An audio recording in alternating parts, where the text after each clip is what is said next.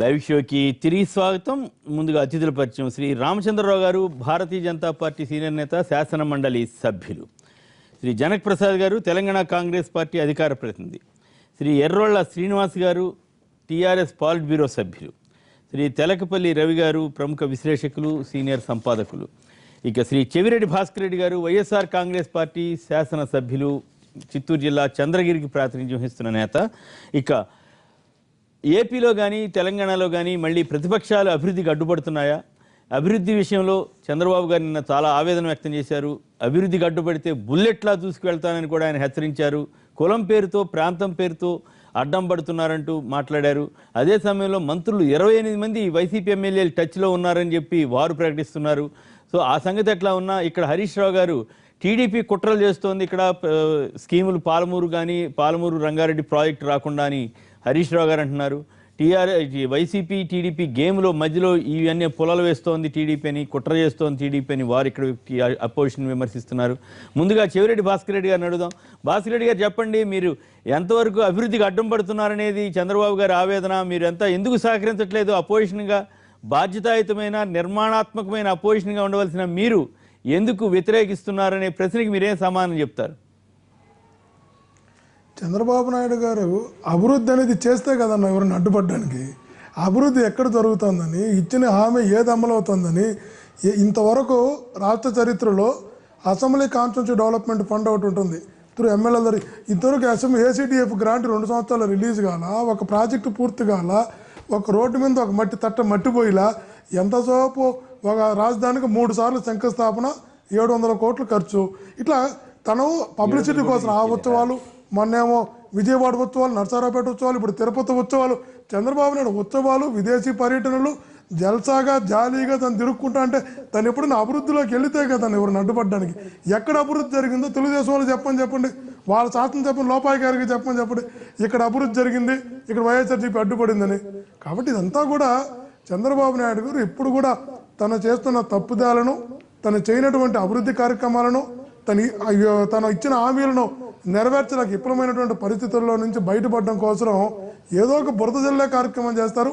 మేము రాజశేఖర రెడ్డి గారు అభివృద్ధి ఎలా ఉంటుందో చూపించిన వ్యక్తి, ఆయన వారసులుగా వచ్చిన వాళ్ళు అభివృద్ధికి ఎప్పుడు సహకరించడానికి సిద్ధంగా ఉన్నాం. కానీ అభివృద్ధి పేరుతో తన ఆదాయాన్ని సమకూర్చుకోవడానికి, అవినీతికి ఒక వనరుగా ఈ ప్రభుత్వ నిధులను వాడుకునేటప్పుడు మేము ప్రశ్నిస్తాం. ప్రతిపక్షంగా ఉండి ప్రభుత్వం ఇప్పుడు చూడండి, మీరు ఎగ్జాంపుల్ చెప్పండి అన్న. ఆ రోజు ఒకసారి శాశ్వత రాజధానిని ఒక శంకుస్థాపనకి 100 కోట్లు ఖర్చు పెట్టారు. మళ్ళీ తర్వాత ప్రధానమంత్రిని తీసుకొని ఖర్చు పెట్టారు. ఇప్పుడు తాత్కాల రాజధాని ఒకటి తీసుకొచ్చి పెట్టాడు. తాత్కాల రాజధాని అయితే నట్టు బోల్టు, అంటే రేకులు షెడ్లు వేసుకొని మళ్ళీ తీసుకెళ్ళిపోవాలి. దీనికి 250 కోట్లు. ఎక్కడ నా ఉత్సవాలు భాస్కర్ రెడ్డి గారు, ఈ పాయింట్లు నేను కరెక్ట్ గా చెప్పాలి. అట్లా అన్యాయంగా అట్లా అనకూడదు. మీరు మిగతా విమర్శలు చేయండి, అది వేరే విషయం. అసలు ఈ ప్రాజెక్ట్ దీన్నే టేకప్ చేసి ఉండొచ్చు, ఇదే శాస్త్ర రాజధానిగా పెట్టి ఉండొచ్చు, సచివాలయం పెట్టి ఉండొచ్చు అని మీరు చెబితే పర్వాలేదు. కానీ రేకులు షెడ్లు వేయటం అనేది కరెక్ట్ కాదు. 6 బ్లాకుల్లో కడుతున్నారు, 6 సముదాయాలు వస్తాయి, దాంట్లో అసెంబ్లీ కౌన్సిల్ కూడా వస్తుంది. కాకపోతే టెంపరీ అన్నారు. నాకు అర్థం కాని పాయింట్ అండి, మళ్ళీ టెంపరీ ఎందుకు, శాశ్వత ఎందుకు? దీన్ని కూడా పర్మనెంట్గా వాడుకుంటే అంతా 45 ఎకరాల్లో 200 కోట్లతో అయిపోయేటువంటి పథకంగా వాళ్ళే చెబుతున్నారు కదా. కానీ మరి ఇన్ని వేల ఎకరాలు తీసుకుని ఇంత పెద్ద ఎత్తున చేయటం అనే ఇష్యూ మీద మాట్లాడచ్చు. కానీ మరీ మీరు అన్యాయంగా నట్లు బోట్లు రేకుల చెట్లు అంటే కరెక్ట్ కాదు. దీనికి క్లారిటీ ఇస్తాను, నేను క్లారిటీ ఇస్తాను. ఈ టెండర్ షెడ్యూల్ వస్తారు చూడండి. ఇది గాలువాలింగ్ సీట్లు వేసి రేపు మళ్ళీ తీసుకొని వెళ్ళిపోతాం. ఇది నిజంగా కూడా టెండర్ ప్రక్రియలోనే నట్టు బోల్ట్ సిస్టమ్ కింద పెట్టారు. రేపు ఈ సెట్లని పిరుక్కొని ఇంకో దగ్గర వేసుకుందాం, టెంపరీగా పెడతాం. 10 సంవత్సరాలు హైదరాబాద్ ఇచ్చారు కదా బిల్డింగ్లు. ఇవాళ ఇంకో కొత్త వార్త వచ్చింది. చంద్రబాబు గారు హెలీప్యాడ్ కూడా భవనం మీద దిగేటట్టుగా భవనాన్ని నిర్మిస్తారని టైమ్స్ ఆఫ్ ఇండియాలో వచ్చింది. అంత ఆ భవనాల్లో కడుతుంటే మీరు నట్టు సార్ ఇప్పుడు భవనాలు ఏం కుళ్ళిపోవు.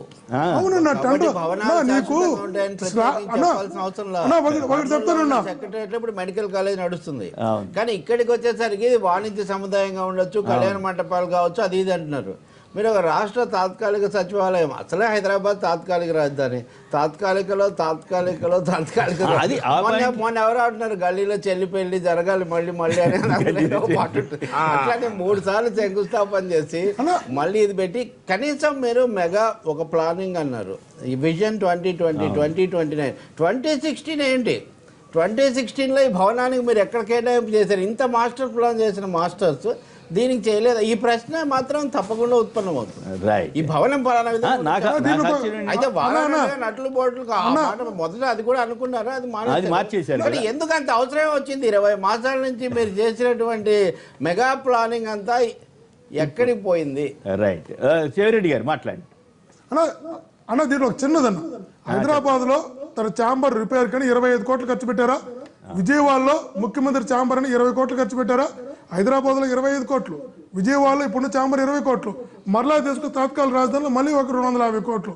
అంటే ఒక ముఖ్యమంత్రి ఛాంబర్కి 6 నెలలకు ఒక ఛాంబర్ కట్టుకుంటూ పోతారా? మీరు ఆలోచించన్నా, ఇది హెరిటేజ్ ఫ్యాక్టరీ డబ్బో చంద్రబాబు ఎన్టీఆర్ ట్రస్ట్ భవన్ డబ్బు అయితే ఖర్చు పెడతాడా? ప్రజల డబ్బు కాబట్టి ఖర్చు పెడుతున్నాడు. అది కూడా ప్రశ్నించడం తప్పంటే చెప్పండి, మేము ఆలోచిస్తాం. ప్రజల తరపున ప్రశ్నించే హక్కు ఉండాలని కోరుకుంటాం. ప్రశ్నిస్తే సరే, పాలకులు కోపం వచ్చినా ప్రశ్నించాలనే వాళ్ళలో నేను కూడా ఉంటాను. అయితే మరి మీరు నట్టు బోల్ట్లు అంటే కరెక్ట్ కాదని మాత్రం నేను చెప్పదలుచున్నా. అన్న 6 నెలల్లో ఏదైనా పూర్తి మీరు ఆలోచించన్నా, మీరు పెద్దోళ్ళు ఒక 6 నెలల్లో స్లాబ్లు వేసి ఏ ఇల్లు అయినా పూర్తి అవుతుందా? ఒక నట్టు బోల్ట్ సిస్టమ్ అయితేనే జూన్ కంతా పూర్తి అవుతుంది. స్లాబ్లు వేయాలంటే 21 రోజు నీళ్లు పట్టాలి, ఫ్లోర్ కి 21 రోజు నీళ్లు పట్టాలి. అది 2 సంవత్సరాలు నట్టు బోల్ట్ 6 నెలలు కాదు, 5 నెలలు పూర్తి అవుతుంది. ఒక్కటి కూడా స్లాబ్ సిస్టమ్ కాదన్న, అంతా నట్టు బోల్ట్ సిస్టమ్. గాల్వాలిన చెట్టు, రేకుల చెట్లు, రేకుల చెట్టు 250 కోట్లు. మీరు కనుక్కో టెండర్ చెట్లు తీసుకుని చూడండి. చంద్రబాబు నాయుడు గారు ప్రజాధనాన్ని ఎంత దుర్వినియోగం చేస్తున్నాడో ఈ తాత్కాలిక రాజధాని ఒకటే నిదర్శనం. ఎందుకంటే 10 సంవత్సరాలు హైదరాబాద్ పర్మిషన్ ఉంది కదన్నా, శాశ్వత రాజధాని కట్టుకొని వెళ్ళిపోదాం. మన ప్రాపర్టీ మన ఎందుకు వాళ్ళకి అంటే, నీకు ఓటుకున్నట్టు కేసులో ఇబ్బంది ఉందని నువ్వు లోపాయకరంగా టీఆర్ఎస్ ఒప్పందం కుదుర్చుకొని ఈ రాష్ట్రం హైదరాబాద్ నుంచి వెళ్ళిపోతానని చెప్పి నువ్వు కేసులో తప్పించుకోవడం కోసం 10 సంవత్సరాలు మనకు అధికారికంగా విభజన చట్టంలో ఇచ్చినటువంటి హైదరాబాద్లో పక్కా భవనాలను వదిలేసి నువ్వు 30 కోట్లు పెట్టి నువ్వు ఛాంబర్ రెడీ చేసుకుని వదిలేసి రేకుల చెట్లకు వెళ్ళిపోతా, చెట్ల కిందకి వెళ్ళిపోతా. కరమేంటి మనకి హక్కు ఉంది ఇక్కడ 10 ఏళ్ళలో శాశ్వత రాజధాని కట్టుకుని పోదా. నువ్వు ఎప్పుడు సింగపూర్ లాగా, జపాన్ లాగా, చైనా లాగా కడుతున్నావు, కట్టు, మేము కొన్ని సమర్థిస్తాం, మేము అభినందిస్తాం. ఈ రేకుల చెట్లు ఎందుకు మళ్ళీ మనకి? మీరు ఆలోచించండి. మీరు రేకుల చెట్టు వాదన దిగేదట్లేరు ఇక. రవి గారు ఏంటి మీరు మాట్లాడండి, లేకపోతే ముందు రామచంద్ర గారు హలో, రాణి ఎర్రగొండపాలెం నుంచి లైన్లో ఉన్నారు. రాణి గారు నమస్కారం, మాట్లాడండి అమ్మా. నమస్తే సార్. నమస్తే, మాట్లాడండి అమ్మా. అభివృద్ధికి అపోజిషన్ అడ్డుపడుతోందా? ఇప్పుడు ఎందుకు అభివృద్ధికి అడ్డుపడతారు సార్? మరి ఇప్పుడు తాత్కాలిక రాజధాని అని మన హైదరాబాద్ ఎలాగ ఉంది కదా సార్, అవును 10 సంవత్సరాలు ఉంది. అవును, ఇప్పుడు ఈ 3 సంవత్సరాలలో ఈ అమరావతి అది పూర్తి చేయగలరా సార్ వాళ్ళు? అవును, కాదుగా మీ అందరికీ కాదమ్మా, మీ అందరికీ అందుబాటులో ఉంటుందని అక్కడికి వచ్చారు కదా. కాదమ్మా రాణి గారు, మీ అందరికీ అందుబాటులో ఉండాలని విజయవాడకి వస్తున్నారు కదా. అవును సార్, కరెక్టే. ఇప్పుడు మళ్ళీ అక్కడ తాత్కాలికం ఎందుకు సార్? అది శాశ్వతమైన భవనం పూర్తి చేసి ఓపెన్ చేసి కదా, ప్రారంభం కదా. మరి ఎందుకో మరి మీ అందరి అభిప్రాయం ఒక రకంగా ఉంది, పాలకుల అభిప్రాయం ఇంకో రకంగా ఉంది. అంటే అక్కడ మాస్టర్ ప్లాన్ ఇంకా రెడీ కాలేదు, సింగపూర్ వాళ్ళు ఇచ్చింది ఇంకా అవ్వలేదు మరి అన్నారు. అటువంటిప్పుడు మరి 2019 నాటికి ఫస్ట్ పేజ్, 2018 నాటి ఫస్ట్ పేజ్ అవుద్దన్నారు. మరి అది ఎంతవరకు అవుద్ది ఏంటో రామచంద్ర గారు చెప్పాలి. ఇంగ్లీష్ లో సామెత ఉన్నది ఏంటది? Rome was not built in day. So అందుకే టైం పడుతుంది. ఒక క్యాపిటల్ వారికి ఉన్నటువంటి అక్కడ ఉన్నటువంటి ఒక డెమోక్రటిక్ ఎలక్టెడ్ గవర్నమెంట్కు ఒక ఆలోచన విధానం ఉన్నది. సరే, అపోజిషన్గా కొన్ని విమర్శలు ఉండొచ్చు. అది అపోజిషన్ నిజంగానే అడ్డం పడుతుంది అభివృద్ధికి అనేది పాయింట్. అది అపోజిషన్ అంటే ఇప్పుడు ఒకటేంటంటే ఏది ఉన్నా సరే అభివృద్ధి కార్యక్రమాల్లో అపోజిషన్ రూలింగ్ అనేది ఉండకూడదు. మీరు క్రిటిసైజ్ చేసే పాలసీని క్రిటిసైజ్ చేసే అధికారం మీకు ఉన్నది, కానీ అభివృద్ధి కార్యక్రమాన్ని అడ్డుకునేటటువంటి ఒక వెంకయ్యనాయుడు గారు కూడా బాధపడ్డారు అపోజిషన్ అడ్డం పడుతుందని చెప్పి. న్యాచురల్గా ఇప్పుడు మా దగ్గర ఇప్పుడు ఇంత పాలసీస్ తీసుకున్నా మీరు పాలసీని విమర్శించే అధికారం మీకు ఉన్నది లేదని కాదు. ఓకే, కానీ ఒక అభివృద్ధి కార్యక్రమం కోట్ల నట్టు బోల్ట్ అంటారేంటి? నట్టు బోల్ట్ అనేది అక్కడైతే నేను పోయి చూడలేదు, నేను ఓన్లీ ఇనాగ్రేషన్ పిలిచాను, పోయాను.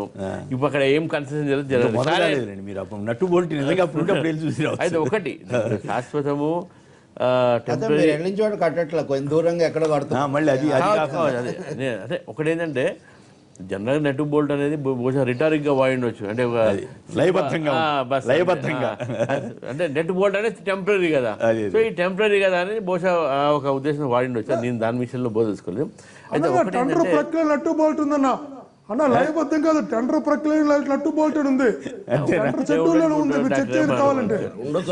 వాళ్ళు చూస్తే కానీ అంటే అట్ట కాదు కదా, ఫౌండేషన్ వేసి బిల్డింగ్లు కడుతున్నారంటారా? ఒకప్పుడు నిజమే, ఏది షెడ్స్ వేసి చేయాలని ఒకప్పుడు అనుకున్నారు, కానీ తర్వాత దాన్ని మార్చుకుని మళ్ళీ ఇప్పుడు బిల్డింగ్లే కడుతున్నట్టు మనం నారాయణ గారు కూడా చెప్పారు కదా మంత్రి గారు. నా ఇది అబద్ధం అన్న. ఎందుకంటే ఒకవేళ నిజంగా బిల్డింగ్ కట్టుక ప్రక్రియ అయితే జూన్కి అంతా పూర్తి కాదన్న. ఒకవేళ బేతాల మంత్రుల లెక్కన మంత్రాల చూస్తుంటే తప్ప ప్రాక్టికల్గా అయితే తాత్కాలిక రాజధాని జూన్ లోపల కట్టడం అన్నది నిజాయితీగా స్లాబ్లు వేసి మోల్డింగ్ పోసి కట్టడం హైలీ ఇంపాసిబుల్. ఇది ఎంత పెద్ద ఇంజనీర్ వచ్చినా, ఓ సింగపూర్ వచ్చినా, జపాన్ వచ్చినా కట్టలేడు, ఇది సాధ్యం కాదు. కేవలం దాని ఇంజనీరింగ్ భాషలో నట్టు బోల్ట్ అంటారన్న. ఎల్ఎన్టీ అట్లాగే షాపూర్జీ ఎల్ఎన్జీ అని చాలా పెద్ద ఫేమస్ కంపెనీలు కదా అన్న. ఇప్పుడు నీకు ఇవి మార్కెట్ యార్డ్ లో వేస్తారు చూడండి, మార్కెటింగ్ యార్డ్ సెటిల్ వేస్తారు చూడన్న, క్రషింగ్ మిషన్స్ కోసం వేస్తారు. ఇప్పుడు లేటెస్ట్ గా పెడుతున్న ఫ్యాక్టరీలు అన్ని పెడుతున్నారు. రేకుల చెట్లు వచ్చేసి ఒక కింద నుంచి పై వరకు ఐరన్ రాడ్స్ వచ్చి దాని మీద సెట్లు వచ్చి దాని లోపల ఫాల్ సీలింగ్ చేసి కింద ఫ్లోరింగ్ వేసేసి అదే ఆఫీస్ అంటారన్న. నీకు ఈ పక్క స్లాబ్ వేసి మోల్డింగ్ పోసి బేస్మెంట్ వేసి ఏం ఉండదు అక్కడ. ఓకే, కానీ అట్లా కాదు మీరేదో మరి మీరు చెప్పేది అది వేరు. 1+1 అని గ్రౌండ్+1 అని ఇవన్నీ చెప్తున్నారు కదా వాళ్ళు. రేకులతో 1+1 ఒక్క నిమిషం, మీ సందేహం తీర్చడానికి బోండా ఉమామహేశ్వరరావు లైన్ లో ఉన్నారు. ఒక్క నిమిషం చెవిరెడ్డి గారు, మీ సందేహం తీర్చడానికి ఉమామహేశ్వరరావు లైన్ లో ఉన్నారు. ఉమామహేశ్వరరావు నమస్కారం అండి. ఉమామహేశ్వరరావు హలో. నమస్కారం అండి. నమస్కారం, బాగున్నారా? బాగున్నా అండి. ఏంటి బోల్టు నట్లు అంటాడు ఆయన చెవిరెడ్డి భాస్కర్ రెడ్డి గారు, నిజంగానే అంతా లేకపోతే ఎట్లా, ఏంటి అసలు ఏం జరుగుతుంది చెప్పండి. బోల్ట్లు నట్లు అదే ఈ టెంపరీ రాజధాని పేరుతో బోల్టు నట్లే పెడుతున్నారు అక్కడ, అంటే షెడ్లే వేస్తారు. ఈ టెంపరీ రాజధాని పేరుతో అంతా డబ్బులు వేస్ట్ తప్ప ఇంకోటి జరగట్లేదు. మనకి అక్కడ 4 నెలలు అయ్యేది కాదు, బిల్డింగ్లు అయితే 4 నెలలు అవ్వవు అని చెప్తున్నారు వారు. ఇప్పుడు ఆయనకి ఆయన ఆలోచన విధానం అది ఆయనకి అంతవరకే తెలిస్తే మనం ఏం చేయలేమండి.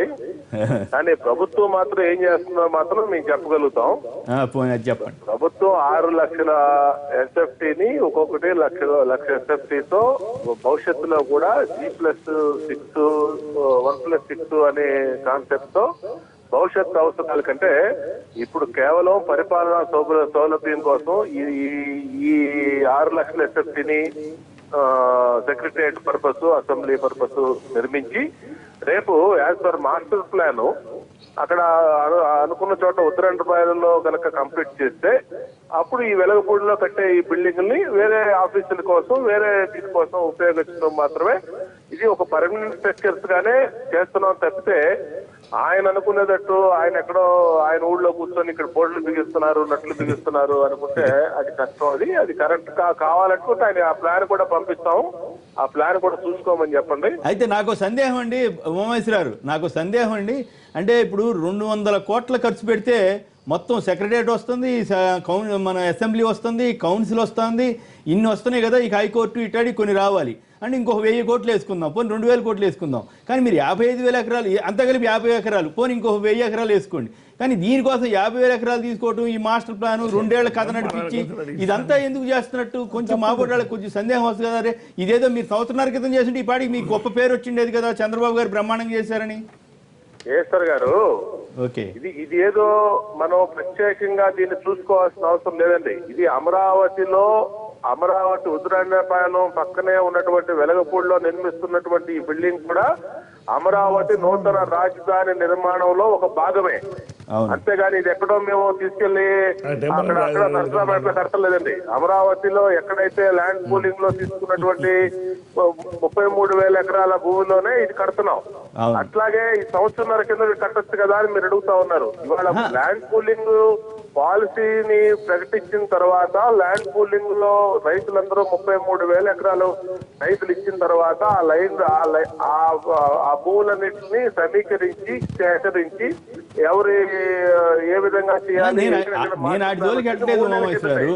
మీరు అంతా కలిపి 50 ఎకరాల్లో చేసేసేస్తున్నారు, ఘనంగా బ్రహ్మాండమైన సమర్థతతో చూపిస్తున్నారు కదా. ఇంత సమర్థతతో చేసేవాళ్ళు సంవత్సరాల క్రితమే ఈ 50 ఎకరాల్లో చేసేసి ఉంటే ఈ పాడికి మంచి పేరు వచ్చేది కదా అనేది నా సందేహం. రవి గారు ఏమంటారు? లేదు కదండి మన కింద భూమి సంవత్సరాల కింద మా దగ్గర ఈ భూమి లేదు కదా. భూమి లేదా? అసలు గవర్నమెంట్ భూమి లేనట్టు చెబుతున్నారే. ఇది ఒప్పుకోను, ఈ పాయింట్ ఒప్పుకోను. ఎందుకంటే మరి అక్కడ అసలు అక్కడ గవర్నమెంట్ ల్యాండే లేనట్టు. 20 నెలలు అయింది ప్రభుత్వం ఏర్పడి. అవును, 20 నెలల్లో సంవత్సరాల కింద భూమి ఎక్కడ ఉందండి మా దగ్గర? అసలు గవర్నమెంట్ కి ల్యాండ్ లేదా? మంగళగిరి దగ్గర 500 ఎకరాలు ఉంది గవర్నమెంట్ ల్యాండ్. ఇంకా ల్యాండ్ కాదు నేను చెప్పేది, ఇక్కడ అమరావతిలో 4 క్యాపిటల్. అది అమరావతిలో భాగమే కదా. ఇక్కడ కదా మనం కట్టాలనుకుంది. నేను మిమ్మల్ని తప్పు పట్టట్లా, కానీ ఇప్పుడు 45 ఎకరాల్లో ఇంత సమర్థంగా ఇన్ని భవనాలు ఇంత అసెంబ్లీతో సహా వచ్చేటువంటి పరిస్థితిని తీసుకొస్తున్నటువంటి ప్రభుత్వం ఏడాది క్రితమే ఇట్లా చేయగలిగి ఉంటే ఇంకా పేరు వచ్చేది కదా అని చెబుతున్నా. చెప్తే నేనేం వ్యతిరేకించట్లేదు దయచేసి. ఇప్పుడు మళ్ళీ అక్కడ కట్టి మరి ఇప్పుడు అదే చేస్తున్నారు కదా, ఎవరికి మళ్ళీ అదే చేస్తున్నారు కదా. అక్కడ కట్టకుండా ఇక్కడే కడుతున్నారు కదా. ఇప్పుడు నిన్న రఘువీరారెడ్డి గారు అడుగుతున్నారు, ఇది టెంపరీ రాజధాని అంటున్నారు, శాశ్వత రాజధాని సంగతి ఏంటని అడిగారు. మా సిపిఎం మధు గారు అడిగారు, అంటే ఇట్లా ఈ అసలు రాజధానిని వదిలేస్తున్నారా, ఇదే రాజధాని అంటున్నారు. అంటే అనవసరమైన విమర్శకు ఆస్కారం ఇచ్చారు కదా. వారందరికీ కూడా రేపు రాబోయే రోజుల్లో ఇది 4 నెలల్లో పూర్తయి జూన్ లో వచ్చే మా ఉద్యోగ సోదరులందరికీ సౌకర్యంగా వివిధ విభాగాలు అక్కడికి సరిపడితే రేపొద్దున రాబోయే రోజుల్లో దీన్ని రాజధాని నిర్మాణం ప్రణాళిక ఇదే షెడ్యూల్ లోనే అందరికీ కూడా స్లాబ్ వేసి 6 నెలల్లో చంద్రబాబు రాజధాని కడితే చంద్రబాబు నాయుడు గారికి ఆస్కార్ అవార్డు వచ్చింది. గారు చేస్తారు, మధు గారు చేస్తారు, చంద్రబాబు ఆస్కార్ అవార్డు వచ్చింది. వాళ్ళ పనిగా పెట్టుకున్నారు. ఎందుకంటే జూన్ లోపలగానే బేస్మెంట్, పిల్లరు, స్లాబ్, సిమెంట్ తో వేసి తను జూన్ లోపలగా రాజధాని కడితే మేము కూడా చంద్రబాబు నాయుడు గారికి ఘన సన్మానం చేస్తాం. ఇదంతా కూడా డబ్బు కొట్టేసే కార్యక్రమం. మళ్ళీ మీ లైన్లో మీరు డబ్బు కొట్టి రవి గారు ఉమామహేశ్వరరావుతో మొన్న కూడా నేను విజయవాడలోనే ఉన్నాను, ఆ రోజు మాట్లాడాను. స్పష్టత ఏంటి? మీ మొత్తం సమగ్ర రాజధాని ప్రణాళికలో ఈ భవనానికి అవకాశం ఉందా లేదా? రేపు దీన్ని ఏం చేయబోతున్నారు? మల్టీపర్పస్ బిల్డింగ్ అని నారాయణ గారు చెప్తున్నారు. అంటే ఒక విధంగా దీన్ని వాణిజ్య అవసరాల కోసం వినియోగించే అవకాశం ఉందని ఆయన చెప్తున్నారు. మీరు సచివాలయము, శాసనసభ, శాసన మండలి కట్టేదాన్ని కూడా వాణిజ్య అవసరాల కోసం వినియోగించేటైతే అప్పుడు దీన్ని వాణిజ్య అవసరాల కోసం ముందు ప్రాధాన్యత ఇచ్చి చేస్తున్నారు అనే ఒక ప్రశ్న వస్తుంది.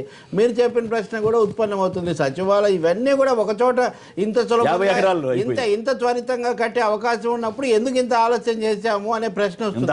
అదే భాస్కర్ రెడ్డి గారు చెప్తున్న దాంతో నేను అంత ఇవి డేరాలు, షెడ్లు అని నేను అనుకోవట్లేదు. కర్నూలులో అప్పుడు అలా చేశారు కానీ అది సరైనది కాదని, దాన్ని డేరాలు రాజధాని అన్నారు, అది కాదని చెప్తున్నారు. కానీ నారాయణ గారు, నేను వారిని మొన్న అడిగాను, తర్వాత వాళ్ళు ఏదో పెళ్లిలో కూడా కలిశారు ఉమామహేశ్వరరావు, మీరు స్పష్టత వచ్చిన తర్వాత చెప్పండి సార్ అని. ఈ భవనానికి మొత్తం ప్రణాళికలో స్థానం ఉందా? రేపు దీన్ని ఏం చేస్తారు? ఇంత ముఖ్యమైన అవసరాల కోసం కడుతున్నది వాణిజ్య భవనం కావచ్చని ఏ విధంగా చెప్తున్నారు? అంటే వాణిజ్య ప్రయోజనాల కోసం ఈ భూమిని సేకరించాలన్న విమర్శకు ప్రభుత్వం ఒక విధంగా పరోక్షంగా తాళ్ళాయపాలెం దగ్గర భూమి పూజ చేసి, ఉద్దండరాయనపాలెం దగ్గర శంకుస్థాపన చేసి వెలగపూడిలో ఎందుకు కడుతున్నారు? ఇవన్నీ కూడా ఒక చోటే ఉన్నాయి. కాబట్టి ప్రణాళికల్లోనే ఒక గజ 3 రోజుల పాటు శంకుస్థాపన ఎక్కడ ఉమామహేశ్వరరావు బాగా తెలుసు. శంకుస్థాపన ఎక్కడ చేస్తారు అన్న దాని మీద కూడా పత్రికల్లో విపరీతమైన గజిబిజి, రాత్రికి రాత్రి ఆ జిల్లా కలెక్టర్ మీద చాలా ఇదైపోయి అప్పటికప్పుడు ఇంత దీర్ఘకాలిక చారిత్రక అని మీరు అనుకుంటూ ఎందుకు ఇంత గజిబిజి ఉత్పన్నమవుతుంది? ఇదే ఒకరోజు వారు అన్నట్టుగా రోమ్వాడే ఇక్కడ కూడా 20 months కనీసం భూమి సేకరించి కూడా 6 నెలలు 8 నెలలు ఉంది. ఎందుకు ఇంత గజిబిజి వస్తుంది ప్రభుత్వానికి? అడగచ్చు మీరు, అపోజిషన్ అసలు చెప్పారా ఇప్పటి వరకు? అపోజిషన్ ఎందుకు అధికార పక్ష ఎమ్మెల్యేలు అందరికీ చెప్పారా? నాకైతే సందేహం. ఎందుకంటే కొంతమంది మాకు కూడా అంతగా స్పష్టత లేదు. మిత్రపక్షాలను భాగస్వామ్య పక్షానికి వాళ్ళు చెప్తున్నారా? కోర్ గ్రూప్ కు తప్ప అంతేనా? మిగతా వాళ్ళకి ఏమైనా తెలుసా?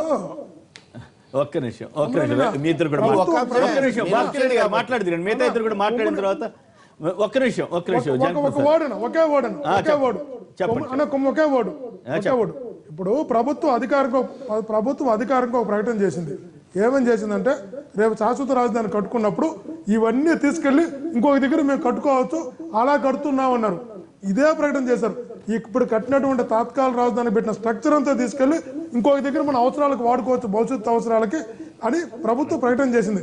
అంటే నువ్వు సిమెంట్ స్లాబులతో కడితే తీసుకెళ్లి పక్కన పెట్టి ఇంకో దగ్గర కట్టుకోగలమా? నట్టు బోల్ట్ అయితే తీసుకుని ఇంకో దగ్గర పెట్టుకోగలమా? ఒకసారి మీరు ఆలోచించండి. ఏదో ప్రకటన చేసి ఉంటారు, ఇప్పుడు మళ్ళీ కొత్త ప్రకటన చేసి ఉంటారులేండి. మీరు అవన్నీ పట్టించుకోవట్లేదు. కొత్త ప్రకటన కూడా చేసి ఉంటారు. అప్పుడు అవసరాల కోసం పదే అన్నారు కూడా చెప్తున్న చైనా వాళ్ళు మేము 2 నెలల్లో కడతామని వస్తే ఇంతవరకు టెండర్ కూడా తెరవలేదు. చివరికి దాన్ని పరిమితం చేసి ఇద్దరికి మాత్రమే దాన్ని ముగించి. అవును, ఒక తెలుగుదేశం ఆయన చెప్పాడు. చైనా వాళ్ళు కూడా ముందు చాలా ఆసక్తి చూపించారు. ఈ దేశాలు పెట్టుబడులు వీటి కోసం తిరిగారు కదా. అనేక మంది ముందు ప్రతిపాదనలతో వచ్చారు. ప్రభుత్వం అనాసక్తి చూపించింది. అసలు ఆసక్తి చూపించలేదు, అనాసక్తిగా ఉండేసరికి చివరికి ఇప్పుడు 2 మిగిలే చెప్పండి. 2లో కూడా 90% ఒకరే చేస్తున్నారు. అంటే చేసేది పరిమితం. అంటే దీంట్లో ఏదైనా మతలబు ఉందని మీ అనుమానమా? తప్పనిసరిగా వాళ్ళ ప్రాధాన్యత లేవు. ఉమా గారు దీని మీద సమాజం చెబుతారు. జనక్ ప్రసాద్ గారు, అసలు చంద్రబాబు నాయుడు గారు ఫస్ట్ ప్రభుత్వంలోకి వచ్చినప్పుడు నేను చెట్టు కింద ఉండైనా పరిపాలన చేస్తా, డేరా వేసుకుని పరిపాలన చేస్తున్నాను, ఇక్కడ కోట్ల రూపాయలు ఖర్చు పెట్టిండు. తర్వాత అక్కడ కోట్ల రూపాయలు. అసలు చంద్రబాబు ఆలోచన ఏంటంటే ఫస్ట్ గవర్నమెంట్లో ఉన్న మనీని సర్క్యులేషన్లోకి తీసుకురావాలి.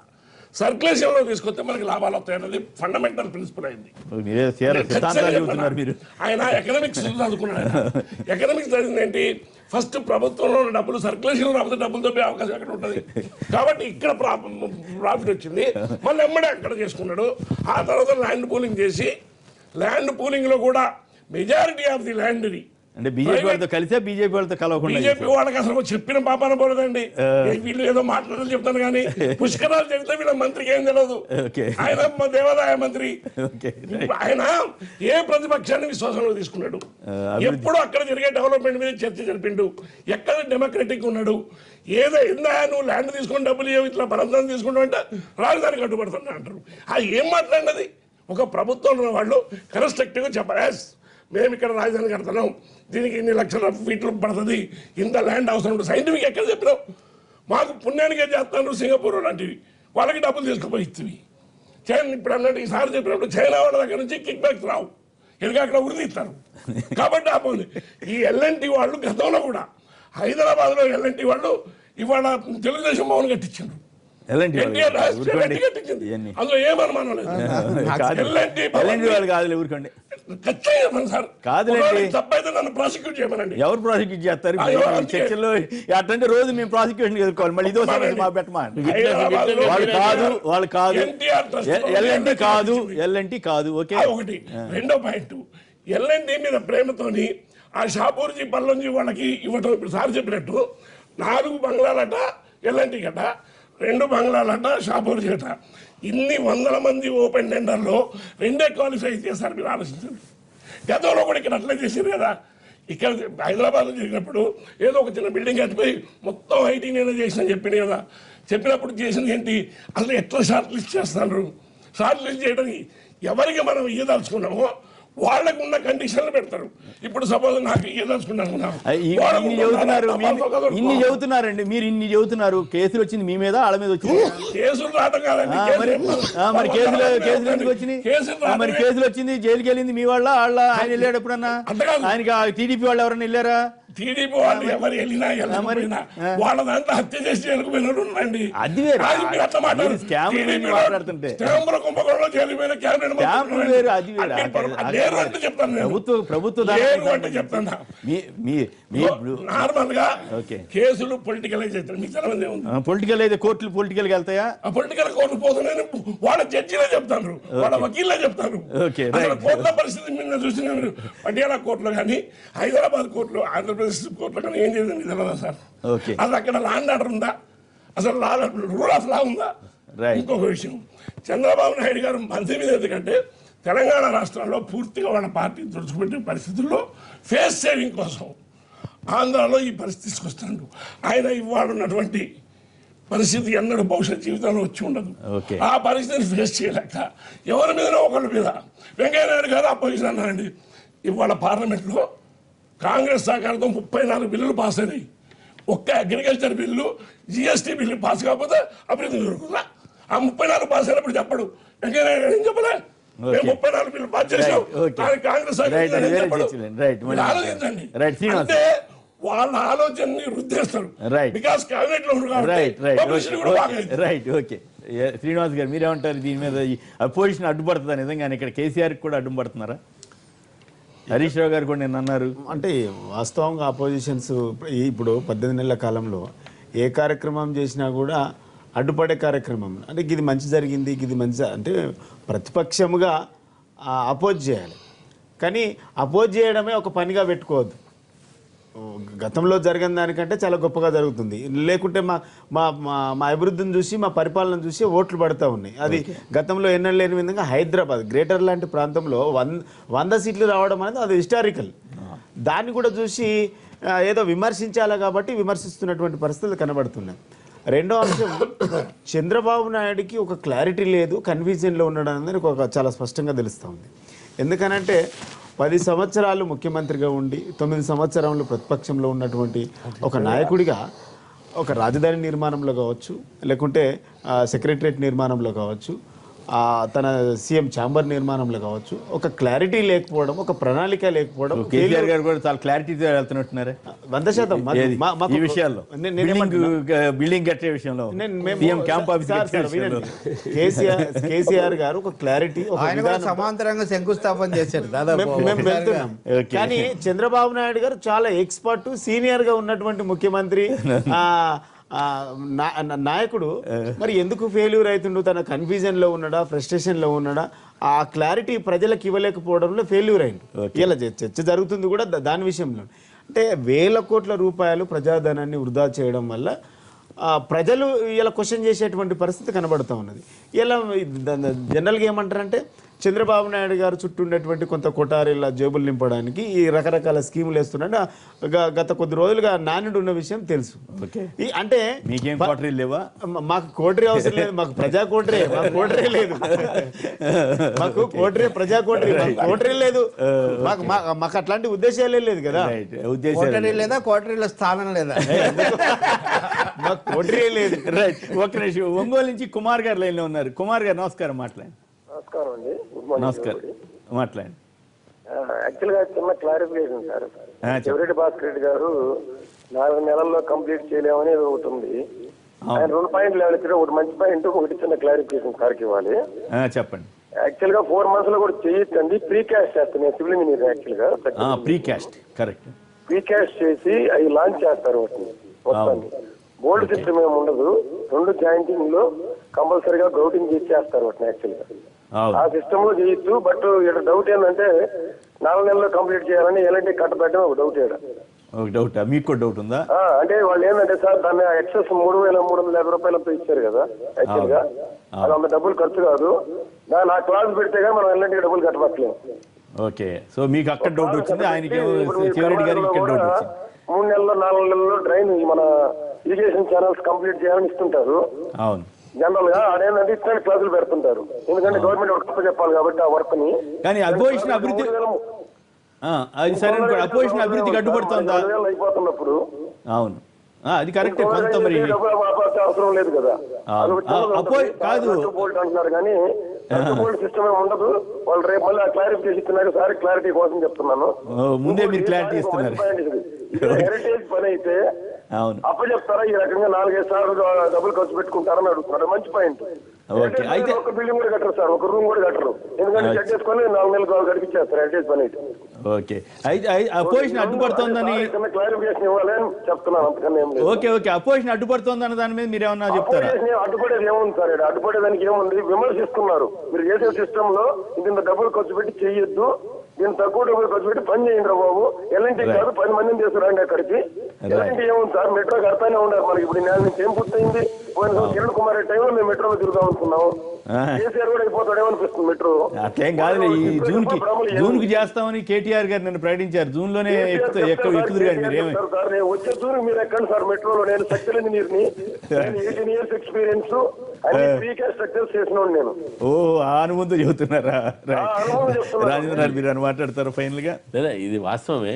ప్రీకాస్టింగ్ అనేది ఇప్పుడు ఇంజనీరింగ్ మ్యారులెస్ ఇంజనీరింగ్ నడుస్తూ ఉన్నాయి. అవును, ఇప్పుడు మీరు అన్నట్టు 1+1 ఫస్ట్ కడతారు, దాని మీద 6 floors అంటే ఇప్పుడు ఆయనకు డౌట్ వచ్చింది రవి గారికి, మరి ఫైలింగ్ ఫౌండేషన్ అంతా 6 అంతస్తులు కట్టేదో టెండర్ లో ఉందా లేకపోతే 2 అంతస్తులకే ఉందా?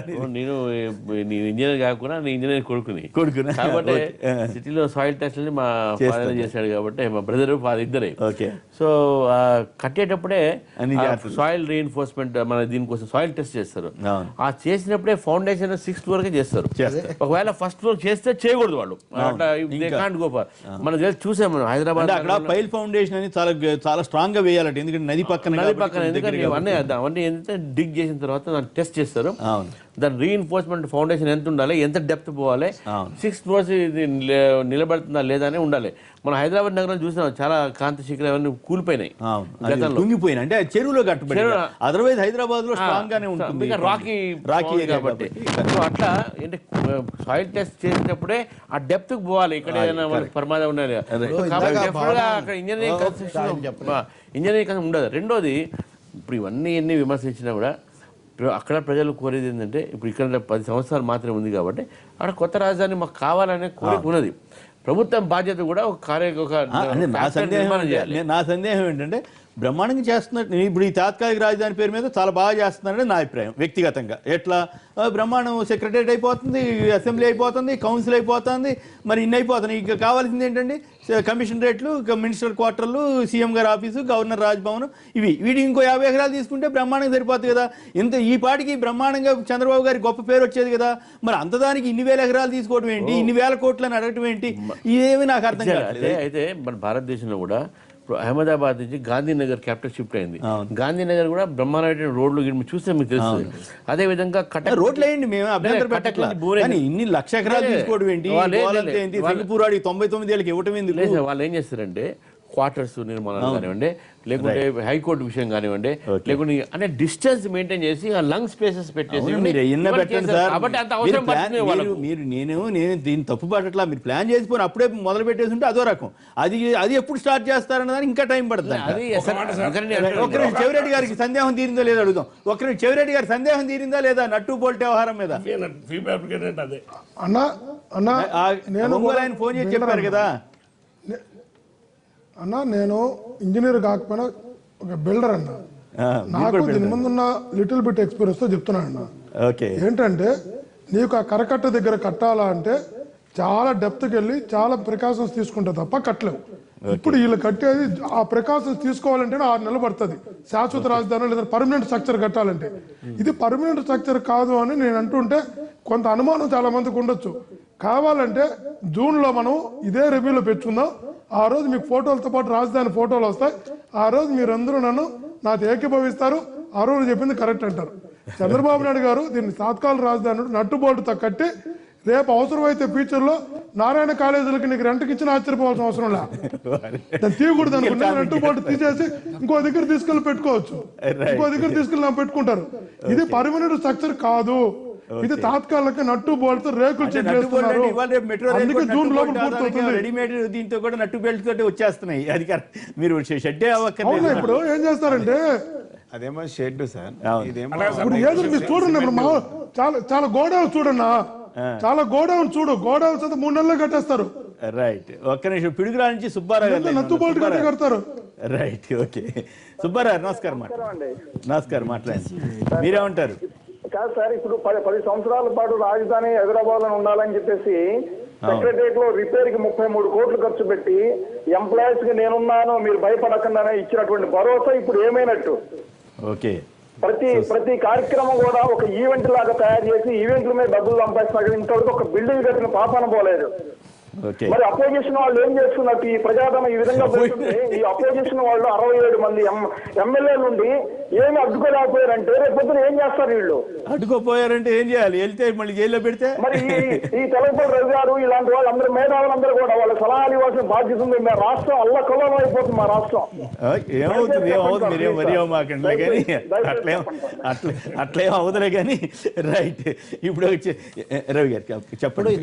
అంటే మీరు వేరే విషయాలు కూడా ఎమ్మెల్యేలు అది ఇది అన్నారు, అలాగే హరీష్ రావు గారి వ్యాఖ్యలు కూడా అన్నారు. పదే పదే భవనం దగ్గర ఆగిపోవడంతో నేను దాని మీద మాత్రమే వ్యాఖ్యలు చేశాను.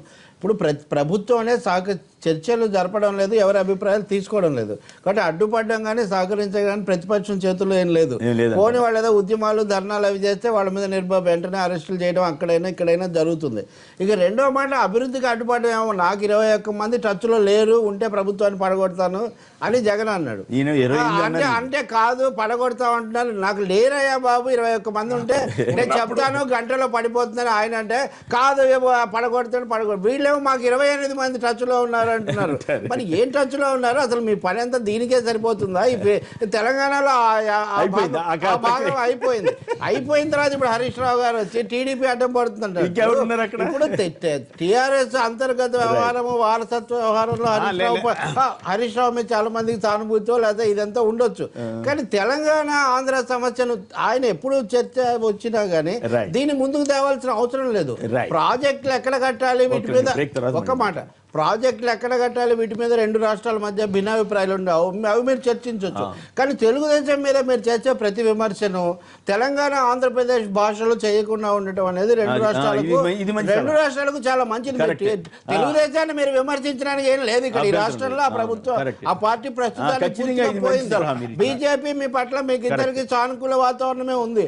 ఎందుకు పదే పదే మీరు తెలంగాణ ఆంధ్రప్రదేశ్ రామచంద్రరావు అటు చంద్రబాబుకు ముఖ్యుడే, ఇక్కడ అదంతా కూడా ఉంది. అందుకని ఈ భాష 2 రాష్ట్రాల మధ్య ప్రజలకి అనుమానాలు ఏపీ మంత్రులు కూడా ఆ మాటకు వస్తే ఏపీ మంత్రులు కూడా ఎవరు చిన్న సబ్మిషన్. ఇప్పుడు దేవినేని ఉమా గారు అక్కడ ఉన్నటువంటి ఇరిగేషన్ శాఖ మంత్రి ఈ ప్రాజెక్టులు నాపాలని కేంద్ర ప్రభుత్వాన్ని కలిసినాకనే కదా ఈ మాట మాట్లాడింది. సో అంటే మొదటి నుంచి కూడా చంద్రబాబు నాయుడు ఇక్కడ పాయింట్ ఏంటంటే పరిపాలనా పరంగా ఆయన అనొచ్చు, తప్పలేదు. కానీ అట్లాగే ఈయన కూడా పరిపాలన పరంగా మాకు అవసరం అని చెప్పొచ్చు. కానీ ఇది 2 రాష్ట్రాల ప్రజల మధ్య సమస్య. చంద్రబాబు నాయుడు గారు మొదటి నుంచి కూడా 2 రాష్ట్రాల సమస్యగానే తను చేస్తున్నటువంటి పని. ఇప్పుడు నీళ్ళ కేసీఆర్ గారు ఒక మాట అన్నాడు. ఆయన గిరెట్ రైతురావు ఎన్నికలు కేసీఆర్ అనంగా మేము వద్దన్నామా? ఒకే ఒక మాట, డిండి ప్రాజెక్టు మీద ప్రాజెక్టుల అనుమతి ఇవ్వద్దు, ప్రాజెక్టులు కట్టద్దు అంటేనే కదా. అది ప్రాజెక్టుల మీద ప్రాజెక్టుల మీద డిస్ప్యూట్స్ ఉండడం అనేది అన్ని రాష్ట్రాల మధ్య ఉంటుంది. కానీ దానికి దీనికి తగేదా పెట్టకూడదు. ఇప్పుడు వ్యాసుని వారణాసిలోకి రావద్దని అప్పుడు ఎప్పుడో శాపం పెట్టారు ఈశ్వరుడు. అట్లా మొన్న జిహెచ్ఎంసీ ఎన్నికలప్పుడు ఏం పెట్టారో తెలీదు. రాజకీయాల్లో చాలా జరుగుతుంటాయి. దానికి దీన్ని ముడిపెట్టొద్దని చెప్తున్నాను. రైట్, ఇప్పుడు చిన్న విరామం తర్వాత లైవ్ షో కొనసాగుతుంది.